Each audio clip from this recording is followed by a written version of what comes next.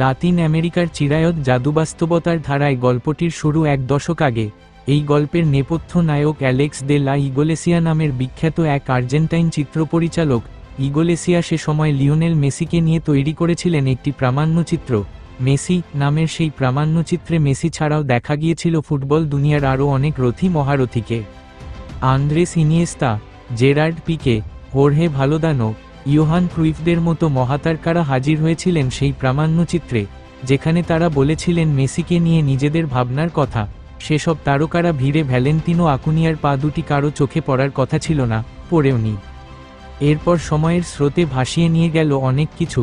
সেই প্রামাণ্যচিত্রের বাস্তবতা পেরিয়ে মেসিও দেখে ফেললেন উত্থান পতনের মহাকাব্যিক সব দৃশ্য। মেসির শৈশবের গল্প ছাড়া সেই প্রামাণ্যচিত্রের প্রাসঙ্গিকতাও ক্রমে ম্লান হয়ে এল।